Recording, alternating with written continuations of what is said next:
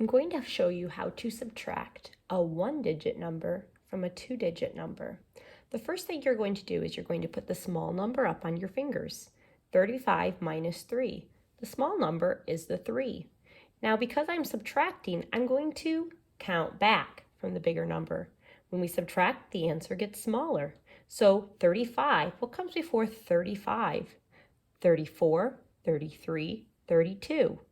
If you're having a hard time remembering what comes before 35, you can look up on your number line. What comes before 5? Remember, when we're counting, we always count on or back by ones. So we look at the ones. What comes before 5? 4, 3, 2. So what comes before 35? 34, 33, 32. So 35 minus 3 equals 32. Let's look at the next one. 48 minus 4. Remember, we're going to put the small number up on our finger, and because we're subtracting, we're going to count back from the big number. What comes before 48? Before 48 is 47, 46, 45, 44. 48 minus 4 equals 44. This one's a little bit trickier. Again, we're going to start by putting the small number up on our fingers, 4. Then we're going to count back from the big number. So what comes before 62? 61. Ooh, 61. How are we going to count back from that? Well, 61 has 1, 1. So 1 less than 1, 1 is 0, 1. So we're going to go over to the 10 section of our number line. So 1 less than 61 is 6 tens, 0 ones. 6 tens, 0 ones, 60. But then to count back from there, we need to go back from 0, or our tens, to 9. But we don't have 6 tens anymore. We're going to have to go back a 10 and add our 9 ones. 60, count back 1, is 59. Back a 10 and add 9 ones. Let me show you why with blocks. Let me show you why. If you have the number 60, 6 tens and 0 ones, and you want to take away 1 or count back 1, you can't. There aren't any ones there. So first, you're going to need to trade a 10 for 10 ones. This is the same as 10 ones. We put 10 ones in here. Here's our 10 ones. This is still 60 right here. Now I'm going to take 1 away. Now I can count back 1. How much do I have left? 1, 2, 3, 4, 5. 5 tens. And 1, 2, 3, 4, 5, 6, 7, 8, 9.